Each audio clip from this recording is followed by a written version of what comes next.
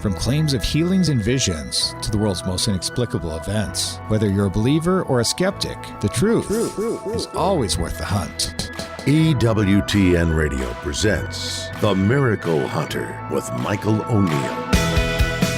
Welcome to the Miracle Hunter radio show on EWTN Radio. This is Michael O'Neill.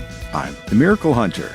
If you tuned in last week, you probably said, what happened to the Miracle Hunter? I had somebody else guest hosting my show. Elizabeth Ficocelli stepped in and did a beautiful job talking about miracles and hosting the show while I was in Poland and Lithuania.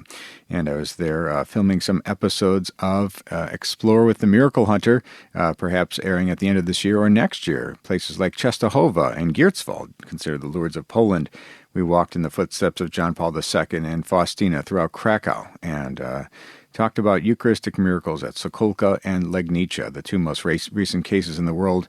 We went to Lithuania, to Vilnius, exploring Our Lady Gate of Dawn and Our Lady of Šiluva, the very first investigated and approved apparition in Europe. So absolutely amazing places to see. I feel so blessed to have gone there and to film those places, and I look forward to bringing them to you on Explore with the Miracle Hunter, which airs every Saturday at 6 p.m. Eastern Time on EWTN. We've got a great show ahead for you today. When we talk about Mary in the month of May, our minds, of course, go to Our Lady of Fatima, that big feast day on May 13th, coming up next week. And when we talk about the world's greatest expert on Our Lady of Fatima, we probably have to look no further than Sister Angela De Fatima Coehlo. She's the vice postulator for the canonization causes of Jacinta and Francisco, and also for Sister Lucia. She's got a book called Inside the Light, and we'll be excited to ask her, where does the cause of Sister Lucia stand? And when can we see her to join her cousins and to be named a saint? We'll be looking forward to that replayed interview in just a little bit. And also we'll be talking to one of my favorite guests, Adam Blai. He's a demonologist from the Diocese of Pittsburgh, but he's been involved with another book called World of Marian Apparitions. In my opinion, this perhaps is the greatest book, at least from a visual point of view, related to modern Marian apparitions. And it's a beautiful hardcover book. So Adam Blai will be joining us in another repeat interview, talking to us about the world of Marian apparitions. So we look forward to both of those conversations in just a little bit. And of course, check out my show, Explore with the Miracle Hunter, that I was referring to previously, related to episodes from Poland. We've got an episode airing today, May 6th at 6 p.m. Eastern Time, about Pompeii, where I take a trip to the famed ruins of Pompeii and explore the life's work of Blessed Bartolo Longo, known as the Apostle of the Rosary. And he performed many miracles in his life, and there was an apparition story there as well. Check that one out, Explore with the Miracle Hunter, Pompeii, tonight at 6 p.m. Eastern Time. You can also pick up my latest book, Science and the Miraculous, How the Catholic Church Investigates the Supernatural, out from Tan Books and available at EWTNRC.com. Is the church anti-science? No, not at all. This book lays it all out there and shows the various ways that the church has been a big proponent and patron of science over the ages.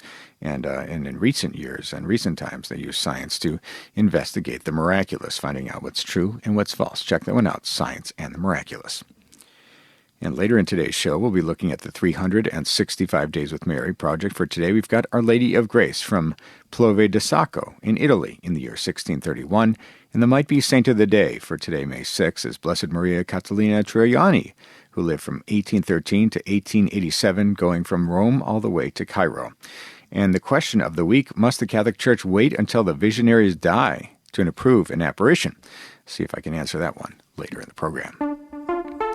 Let's take a look at miracle news. We do this every week where we talk about the miracles happening around the world and those things that relate to miracles. And we've talked about this news item in recent weeks about a controversial Italian seer to meet with an ecclesial commission. So the commission of the Bishop of Civita Castellana, Marco Salvi, will listen to Maria Giuseppina Scarpulla, better known as Gisella Cardia, the self-styled steer beyond the now famous Madonna of Trevignano. It's not yet clear whether when the woman will be summoned by the experts, but the meeting should take place in the next 2 weeks. Cardia will be questioned by the commission, made up of Mariologists, exorcists, psychologists, theologian, canonist, and various outstanding issues. And it started from the Tears of Blood, which since 2016 have once a month, exuded in Trevignano Romano, tears that, according to the private investigator, turned out to be pig's blood. And experts will also ask the woman to account for the statuette of the Madonna purchased in Medjugorje in the apparitions of the Virgin Mary that have been claimed on every third of the month.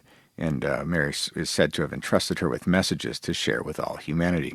And this seer has said to have fled town and is under legal investigation as well. So things are not looking good for Gisela Cardia, this self-styled seer, as you might say. So stay tuned. We'll give you a report on what happens next. Let's take a look at Catholic Pub Trivia. We do this every week where we ask a trivia question and give out a prize to an emailer that writes in with the correct answer. And last week we had the question, we were talking about the Virgin Mary in green, that interview by Elizabeth Ficocelli, talking about Our Lady of Revelation, or Virgin of Revelation. And so the question from last week, in what apparition did Mary give a green scapular? And in that apparition in 1840 to Sister Justine Busquebaru on January 28, 1840, a daughter of charity, a nun in Paris, received the green scapular. Thanks to everybody who wrote in with that answer. Hey, let's take a look at the trivia question for today. This is the month of May, the month of Mary. So the question is, what is the technical term for the veneration given to Mary, as opposed to that of the other saints, or the worship that's given to God? Again, that question, what is the technical name for the veneration given to Mary, as opposed to that of the other saints, or the worship given to God? If you think you know that answer and want to win the prize, the image of the faces of Mary, send me an email to miraclehunter@EWTN.com, or just go to my website, miraclehunter.com, and click on the Contact tab, and you send me a message that way, and answers and winners will be posted on the show page on miraclehunter.com. We need to take a short break, but when we come back, we're going to be talking to Sister Angela De Fatima Coehlo, the vice postulator for the canonization cause of Jacinta and Francisco, and she'll be giving us an update. When can we expect that their cousin, Sister Lucia of Fatima, will be named a saint as well? Stay with us for that.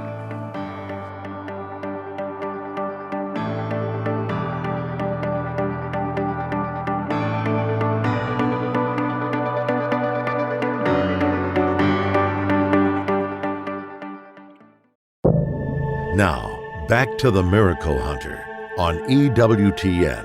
Here's Michael O'Neill. Welcome back. You're listening to the Miracle Hunter radio show on EWTN Radio. This is Michael O'Neill. I'm the Miracle Hunter. We're talking today with Sister Angela De Fatima Coehlo, vice postulator of the canonization cause of Sister Lucia Fatima, and author of the book Inside the Light, Understanding the Message of Fatima. Welcome to the program today, Sister Angela. Thank you very much for the invitation. It's an honor for me to be in your program. Wonderful, and it's so great to talk to you again. We talked many years ago on my my radio show, and we talked ahead of the canonization of the two youngest saints in the history of the Catholic Church, that being Saint Jacinta and Francisco Marto. As your vice postulator, it was a great honor to speak with you. And you've got a new book that's out called Inside the Light, Understanding the Message of Fatima. Why did you write this book now? Well, I wrote the book after many years of people asking me to do it, because as an invitation from the sanctuary, I do a 7-hour talk formation on the message of Fatima. And in one of these talks, Brian Kennelly, the editor of the 10 books, was there. He was there. And in the end, he was insisting with me to do the book. I was sort of, reluctant, because I'm much more comfortable speaking than writing, especially in English. But my superior at that time, she was with me in the meeting with Brian, and Brian said, "How can I convince you to write?" And my superior said, "Well, I just have to tell her, and she will obey." So I did it. See, it's an act of obedience upon the request of so many people asking me to put in words what I do in my talks. Wonderful. Yeah, Brian is an editor of one of my books as well, so we have that in common. He's a great editor to have. Well, I'm so glad you put together this book, Inside the Light, Understanding the Message of Fatima, from 10 books. And one of the fascinating things about this is that you were the vice postulator for Jacinta and Francisco, and now you are the vice postulator for Sister Lucia of Fatima. How did you get this job? Well, in 2012, when I was in Rome studying this formation, 3-month formation, to become postulator of the cause of Francisco and Jacinta, because at those days I was only vice postulator. I met the postulator for the Carmelite order. So the priest, the Carmelite priest, who is in charge of all the causes connected with the Carmelite order. So he saw me, and the vice postulator for the cause of Lucia, in those days he was also very sick. So he asked me if I could, once that I has already started with the other two, if I could help him with the cause of Lucia. And that's what I'm doing since 2014, which is amazing. Well, I consider to have the three visionaries, the three seers of Our Lady in my life. This is very impressive, and they are helping me a lot in my personal pathway in order to become a saint myself, which is, of course, all of us. That's wonderful. We're talking today with Sister Angela De Fatima Coehlo, the author of the book Inside the Light, Understanding the Message of Fatima, and also the vice postulator for the canonization cause of Sister Lucia of Fatima. And in your book, in the introduction, you mentioned that on March 28th, 2001, you actually got to meet Sister Lucia of Fatima. Tell us about the circumstances of that and what that meeting was like. Well, it was one of the greatest graces of my life. In those days, I used to help Father Condor, which was the vice postulator for the cause of Francisco and Jacinta, giving him, I was just helping him with the medical letters, reporting miracles. So one day he just told me, Sister Angela, today I invite you to go to Coimbra because we are going to sing Happy Birthday to Sister Lucia. It was her anniversary. So I was so excited. And I remember that, he told me by joke, Sister, she can read souls. So it just in case I went to confession, it was so funny. Of course, then when I saw her, she was not with the attitude that she could read souls. All the contrary, she was so beautiful, so tiny, and irradiating so much light. So I was kind of, emotional. In my heart, I was understanding. I was seeing the woman that saw the Blessed Mother and our Lord, and my community, Aliança de Santa Maria, our charisma is based on what she testified. So I could see that my life, being a member of this religious community, is so connected with this woman. So I was kind of nervous, but I told her, Sister Lucia, I belong to a religious community, which mission is to spread the message of Fatima, so to keep the vocation of the shepherd children. And she holds my hand, and immediately she answers, well, then you have to come here to the Carmelite convent because that's where I am. So I could see she was so normal and so full of life at the same time, but at the same time with a great sense of humor. It was really impressive for me to meet her. That's amazing. We're talking today with Sister Angela De Fatima Coehlo, the vice postulator of the cause of canonization for Sister Lucia of Fatima. I was there on May 13th, 2017, the 100-year centenary for Fatima and the canonization of the two young shepherd children. I actually saw you in the crowd when I was there with 1 million other people and celebrating that day. It was such a great event to be there for. Yeah. And we have two very different styles of canonizations here, or the causes, because these are the Jacinta and Francisco were the two youngest shepherd children. You had very little to go on in order to push them ahead to be recognized from blessed to saint. And of course, the miracles were recognized by Rome and Pope Francis in good time right before that canonization. But with Sister Lucia, you have an entire lifetime of writing and speaking and living, and much more to sift through and go through, and a much more difficult cause. Talk about the difference between the efforts in those two causes.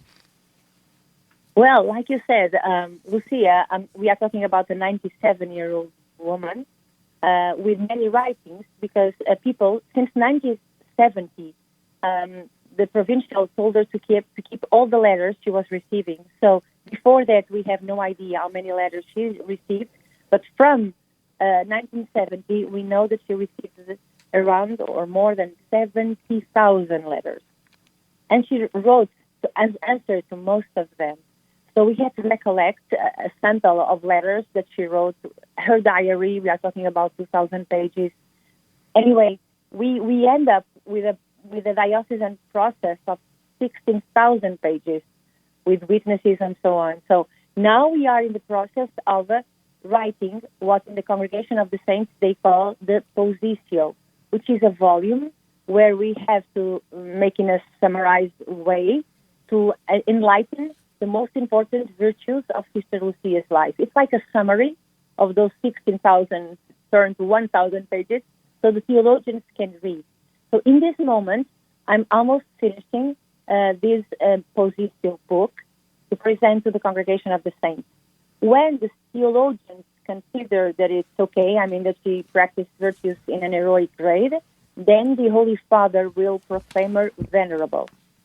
Then we will need another miracle for the beatification and one miracle for the canonization. So right now, she's only servant of God, and I truly appreciate all of you that are listening to us today that pray for her canonization, because we need prayers for this. This is more about the grace of God than our work. So I really need you to join me to pray for the canonization of Lucia. Wonderful. We're talking today with Sister Angela De Fatima Coehlo, the vice postulator for Sister Lucia of Fatima, who's currently a servant of God, and she needs to move along those steps to venerable, blessed, and then saint. And one question I've been dying to ask you for some years now, the miracle that was used for the canonization of the two youngest shepherd children, was Sister Lucia invoked in those prayers as well? And if so, can that miracle be used in order to push her from venerable to blessed almost immediately once venerable is established? Well, thank you for that question. It's really an interesting question. Well, the miracle that was with the little boy Lucas, now everybody knows anyway, but it was just through the intercession of Francisco and Jacinta. If Sister Lucia was involved, then it was going to be a problem canonically, because a miracle, to be recognized, to attribute the miracle to the intercession of a saint, has to be people praying to that saint and that saint only. So right now, I really encourage people when they want to pray for a miracle, not to ask the three shepherd children, but only to the servant of God, Lucia. Otherwise, it will not help her cause. I don't know if I was clear, if I made myself clear. No, I think that's an interesting aspect, because in every canonization cause, if you pray to your favorite saints, Saint Therese, Padre Pio, John Paul II, Mother Teresa, and a future saint, for example, the Vatican would say, we're going to go with one of these other saints, not this new one that you're proposing. So it is an absolute challenge for you, I'm sure, to have people limit their prayers to Sister Lucia. Well, we're so grateful to you, Sister Angela Fatima Coehlo, for joining us today, talking about this book, Inside the Light, from Tan Books. And what is your hope for people who pick up this book, and how is it distinct from the many other books on Fatima that's out there? Well, I think it's a summary of the most important theological aspects of the message of Fatima. I think it's written in a very simple way, or people can easily read it, even though it's theologically based and rooted on theology. So, but what I think, my intention is that people growing more and more to being close to the Blessed Mother, they learn with her and from her how to love more and more our God, and especially Jesus in the Eucharist. So beautiful. I think this book shows a little bit, or at least it was my intention, how can we follow this path of sanctity. And it cannot be difficult, otherwise Francisco and Jacinta were not canonized. So they are a source of inspiration for us and encouragement for us to not giving up, fighting for our own sanctity with the grace of our Lord. And those are beautiful reflections. We're so grateful to you, Sister Angela De Fatima Coehlo, author of the new book, Inside the Light, Understanding the Message of Fatima, from Tan Books. You can find that anywhere Catholic books are sold. Thank you so much, Sister Angela, for joining us on today's program. Thank you very much for the invitation. God bless. That was Sister Angela De Fatima Coehlo talking to us about the canonization cause of Sister Lucia of Fatima and her new book, Inside the Light, Understanding the Message of Fatima. We need to take a short break, but when we come back, we're going to be looking at the question of the week. Stay with us for that.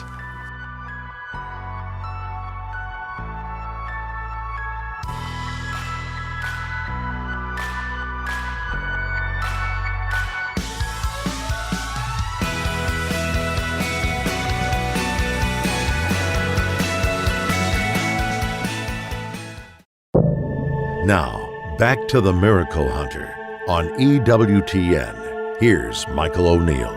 Welcome back. You're listening to the Miracle Hunter radio show on EWTN Radio. This is Michael O'Neill. I'm the Miracle Hunter. Hey, I love getting your questions. People write in from around the world with questions about miracles happening in today's world and those that have happened centuries ago. And I love getting your questions when I give a talk. I travel around the country. I talk to about 20 different parishes or shrines or other conferences throughout the country, and talk for about 45 minutes usually, and usually queue it up for questions at the end. And I love to hear what people are thinking about related to miracles and otherwise, and I do my best to answer them. And when I was in Poland, I answered a few questions there as well. One of the questions that came up was this one: must the Catholic Church wait until the visionaries die to approve an apparition as authentic? And it's a great question. I think that people have this assumption, especially when we talk about the alleged apparition phenomena at Medjugorje happening in 1981 in Bosnia-Herzegovina, former Yugoslavia, where the visionaries were young children and are now in their 50s and 60s, and they have grown up. But I think that many people say, well, of course the church would not make a judgment on this. They are still alive. Well, that is true and false. The church likes often to wait until the visionary has passed away. Makes things easier in the sense that the church doesn't have to worry about the visionary tacking on new messages at the end of their life, which unfortunately has happened in different cases throughout history.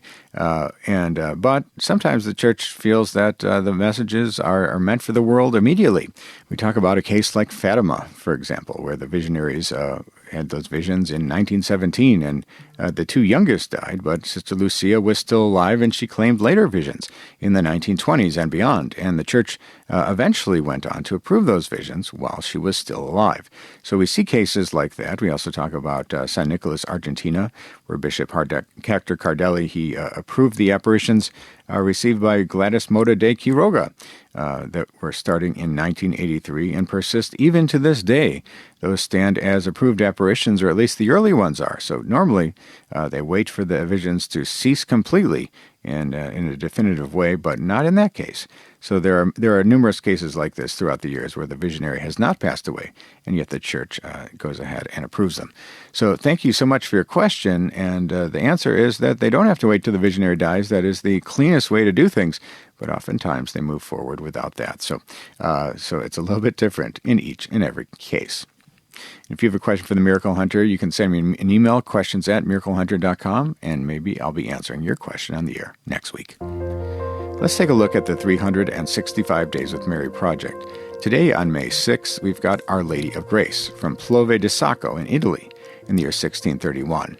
And the story goes that during the 4 centuries of Venetian rule, the greatest problem for the people of Pieve di Sacco was the plague, which in several occurrences over many years brought much misery.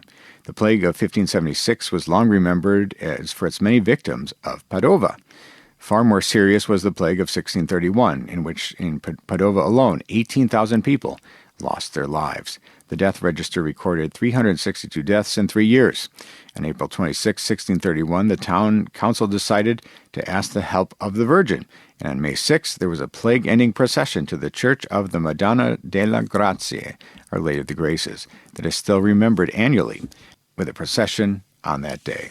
And that is May 6th, Our Lady of Grace from Pieve di Sacco in Italy in the year 1631. For more information on this fascinating devotion, or any of the hundreds of other Marian devotions from around the world, you can go to 365dayswithmary.com. You can pick up the book, or you can download the app, or you can join the Facebook page and be one of over 10,000 followers who get a daily title of Mary. Let's take a look at They Might Be Saints. This connects with my television show on EWTN, They Might Be Saints, which airs on Fridays at 4 p.m. Central Time. We're filming a new episode this weekend about Mary Therese Dudzik from Chicago, a Franciscan. So that'll be a new episode that comes out shortly on They Might Be Saints. But we also like to keep people updated on sainthood news, people who are coming down the pipeline, you might say, future saints, servants of God, venerables, blesseds, before they have all their miracles and are announced as saints. And so for today, we've got Teresa Enriquez de Alvarado, who lived from 1456 to 1529. At the end of last month, the Holy Father, Pope Francis, received in audience His Eminence, Cardinal Marcello Semeraro, the prefect of the dicastery for the causes of saints, and during this audience, the Pope authorized this dicastery to promulgate the decree concerning the heroic virtues of the servant of God, Teresa Enriquez de Alvarado, a lay faithful and mother of a family born around 1456 in Valladolid in Spain and died on March 4th, 1529 in Torrijos in Spain. And according to the website for the Dicastery for the Causes of Saints, Teresa Enriquez de Alvarado was a lay faithful and mother of a family. She distinguished herself for her heroic faith and love for Jesus in the Eucharist, which led her to detach herself from the splendor of the Spanish court to devote herself to prayer and charitable activities. And that, again, is the sainthood news, Teresa Enriquez de Alvarado. With one miracle, she will be declared blessed. With a second miracle, she will be named a saint. Let's take a look at the Might Be Saint of the Day. We do this every week where we talk about the servant of God, venerable or blessed, whose feast day or death anniversary is on the day's date. May 6th is today, and we've got Blessed Maria Catalina Troiani. And she lived in Rome and in Cairo. She was born in 1813 and lived till 1887. And she was born on January 19th in Giuliano di Roma in Italy, and she was the third of 4 children born to Tommaso Troiani and Teresa Panici, and her mother died when Maria was 6. She was a Franciscan tertiary, and she dedicated herself to the teachings of St. Francis and to the care and education of girls. She was a Franciscan nun, taking the habit on December 8th, 1829, and took the name Sister Maria Teresa of St. Rose in honor of St. Rose of Viterbo. And she was a missionary to North Africa, and she was requested that she start a school for poor girls to be established in Cairo, and Maria and 4 sisters met with Pope Pius IX in September of 1859 to offer their service, and he gave them his blessing, and the sisters and Father Giuseppe Modin arrived in Cairo in 1859 to begin their work, and in 1868 the group received approval as a formal congregation under the name Third Order Franciscan Sisters of Cairo. They were later renamed the Franciscan Missionary Sisters of Egypt, and in 1950 were renamed the Franciscan Missionaries of the Immaculate Heart of Mary. And from the day of their founding until the day of her death, Sister Maria served as Mother Superior to this group, and Pope Leo XIII always held her in high regard. She died in 1887 on May 6th in Cairo of natural causes, and she's buried there in Cairo as well. She was declared venerable in 1982 by John Paul II and beatified by the same Pope, John Paul II, on April 14th, 1985. That is the Might Be Saint of the Day, Blessed Maria Catalina Troiani, from Rome and Cairo. We need to take a short break, but when we come back, we're going to be talking with Adam Blai about the world of Marian apparitions. Stay with us for that.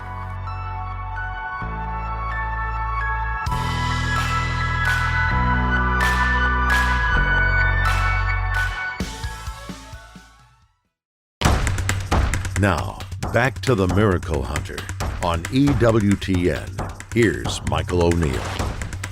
Welcome back. You're listening to the Miracle Hunter radio show on EWTN Radio. This is Michael O'Neill. I'm the Miracle Hunter. I've written about this in the past, and it's pretty interesting because I have quite a library full of books.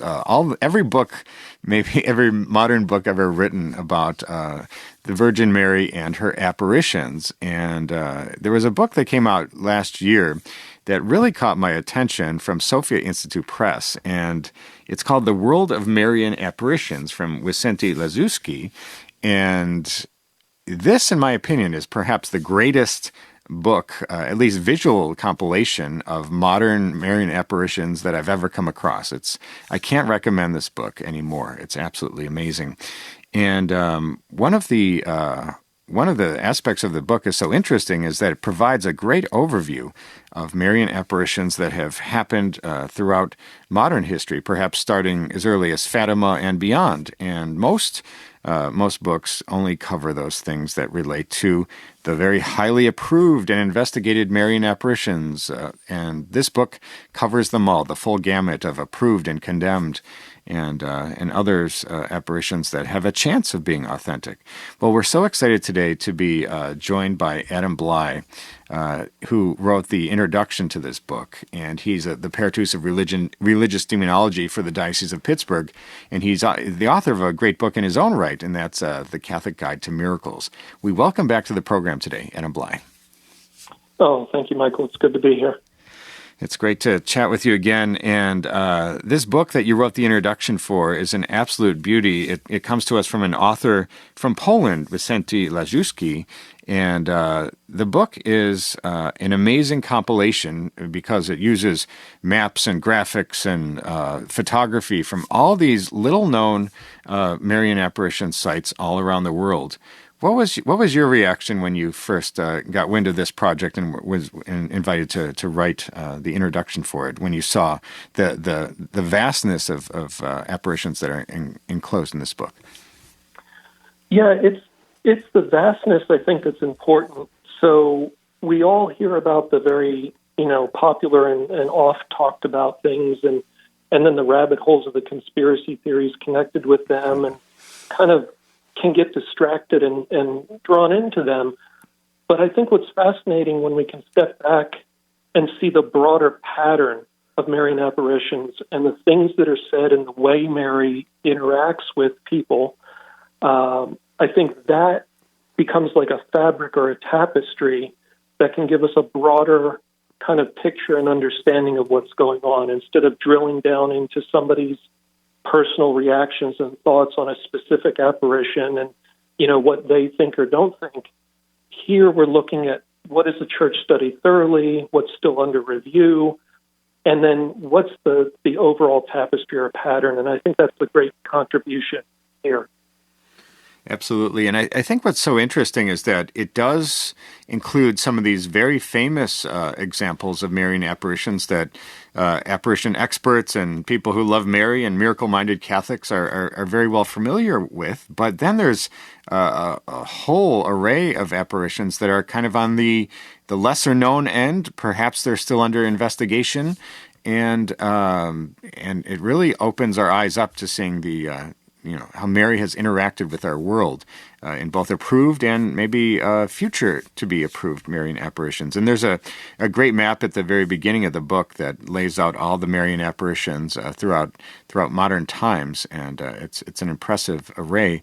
And so when you consider this book, what were some of the things that you learned, new apparitions perhaps, or different things historically related to the visions of Mary? What did you learn that was kind of surprising to you? The thing that impressed me and that I really got out of this was actually learning the history of the people that Mary appeared to, the impact of the apparition on their lives, and then what happened to them later.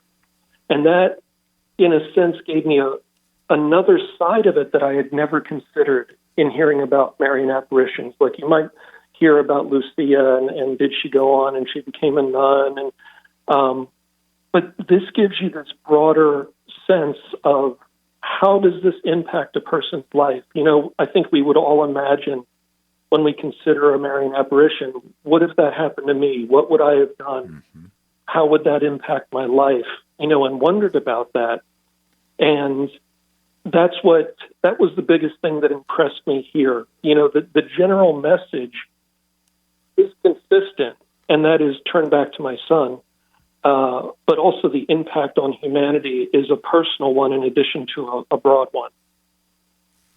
Absolutely. We're talking today with Adam Blai, author of the book, The Catholic Guide to Miracles, and contributor with an introduction to the world of Marian apparitions, which is perhaps the greatest book ever written on Marian apparitions, at least from a visual point of view. And one of the things that's very interesting about this book is that it shows the whole gamut or breadth of Marian apparitions. And we're talking about from Fatima to today, as the subtitle of the book might say.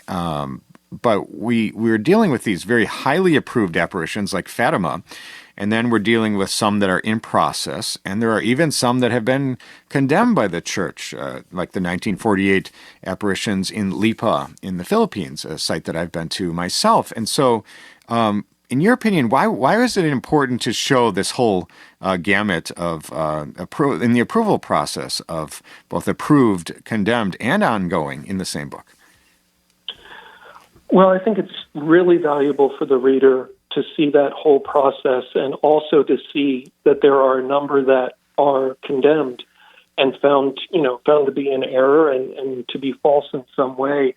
The church is cautious in approving Marian apparitions and cautious in terms of endorsing them for the faithful to maybe benefit from. Of course, we know these are all private revelations. The church never says you must believe what's said or happens at these, but the church is also very protective of endorsing any of them. And that caution, that prudence, is really valuable for people to understand and to appreciate that the church isn't just casually saying, oh, great, that sounds good, and let's approve it. And also just the fact that it's the local bishop that actually approves them. It's not the Pope or the Holy See, though they may endorse them indirectly later.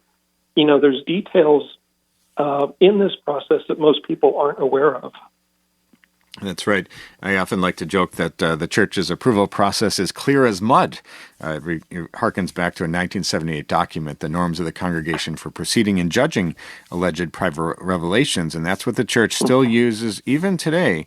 That document has not been updated, but that's what the local bishop will use when assessing a Marian apparition as potentially being authentic. And when we have the feast day of Our Lady of Fatima coming right up around the corner. And when we look at this book, there's a heavy emphasis on Fatima. The book spans the time of Fatima to the modern day. But there are also many references to Fatima, whether it's the life of Sister Lucia or her subsequent visions after those initial visions in 1917. Talk a little bit about the way that the author weaves Fatima throughout this book. Well, the Fatima message, included instructions, and it included kind of a why in the road for humanity. And a lot of Marian apparitions, as you know, Michael, they come at critical decision points in human history, and it can be heaven's way of kind of guiding us or prompting us to really wake up and look carefully and make a good choice.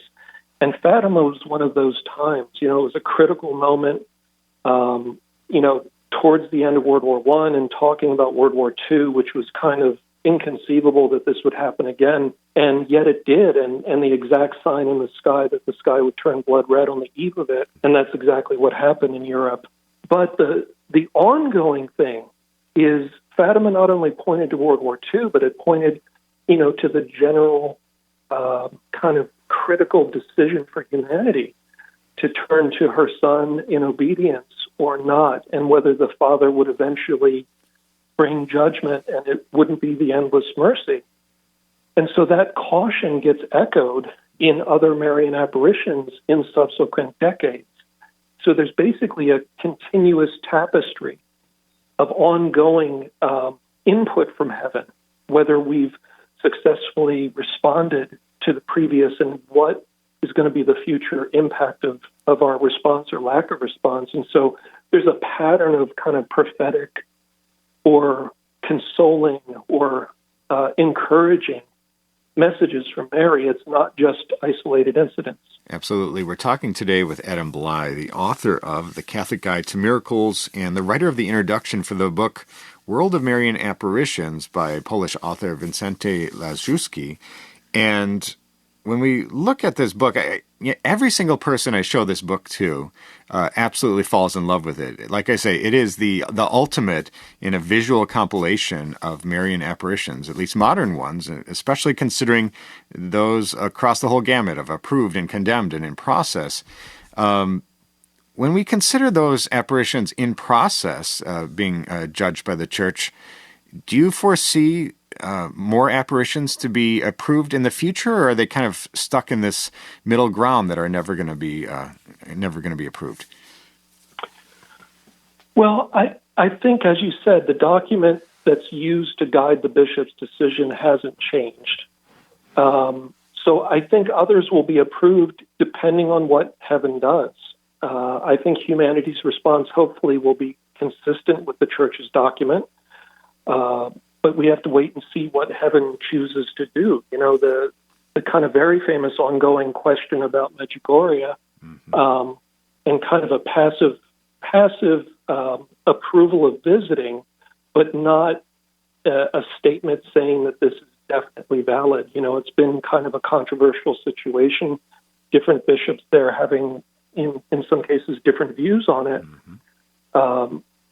So that one's a big one, whether that will finally be approved. And by the way, of course, the church waits until something is completely run its course and finished so that it can be judged in totality. The church doesn't want to make a judgment on an ongoing situation, because if the church makes a judgment now and then it spins out of control, it can be seen as an endorsement of something that's heretical or in error. That's right. So you know, that's part of it. But basically, we have to wait on heaven. You know, it's up to, I think, the church to judge properly and well, but it's up to heaven to decide whether we'll be given more real apparitions. Very well put. We've been talking today with Adam Blai, the author of The Catholic Guide to Miracles and the writer of the introduction to the book, The World of Marian Apparitions, from Sophia Institute Press. I encourage everyone to pick this one up. This is the ultimate in books on or visual compilations related to Marian apparitions. And as we wrap up the interview today, Adam, what is your hope? You wrote a beautiful introduction to this book, and as I say, everybody who picks up this book has a very positive reaction when they're holding this beautiful hardcover, coffee table-like book in their hands. What is your hope for people who pick up this book and learn about it? Well, my hope is conversion, that they go deeper into the times heaven speaks to us through Marian apparitions, but that, more importantly, that leads to conversion.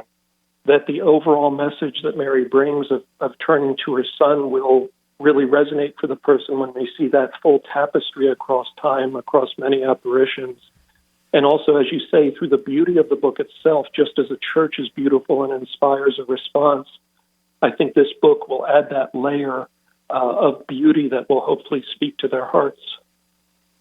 Absolutely. I couldn't agree more. Well, we're so grateful to you, Adam Blai, the Paratus of Religious Demonology in the Diocese of Pittsburgh and author of The Catholic Guide to Miracles, for talking to us today about this beautiful book from Sophia Institute Press, The World of Marian Apparitions. Thanks so much for being with us today. Thank you, Michael. God bless you. God bless. That was Adam Blai. Check out this book, The World of Marian Apparitions. It's a beauty. Anyone who picks this one up is going to absolutely fall in love with Mary all over again. It's such a beautiful visual compilation. And that's all the time we have for today's show. If you missed any of this episode or want to catch up on past episodes, you can go to EWTN.com/radio, check out the audio archives, or download the free EWTN app. I'd like to thank our guest today, Sister Angela De Fatima Coehlo, the Vice Postulator for Jacinta and Francisco, talking to us about the future of Sister Lucia's canonization cause, and Adam Blai, always fascinating, talking to us about the world of Marian apparitions. Check out Explore with the Miracle Hunter tonight, Saturday, May 6th at 6 p.m. Eastern Time, to tune in as I take a trip to the famed ruins of Pompeii, where I'll be exploring the life's work of Blessed Bartolo Longo, known as the Apostle of the Rosary. He lived an incredible life. Check out my latest book, Science and the Miraculous, How the Catholic Church Investigates the Supernatural, out from 10 Books and available at EWTNRC.com. I'd like to thank you for joining me today on Miracle Hunter, where from claims of healings and visions to the world's most inexplicable events, whether you're a believer or a skeptic, the truth is always worth the hunt. Talk to you next week.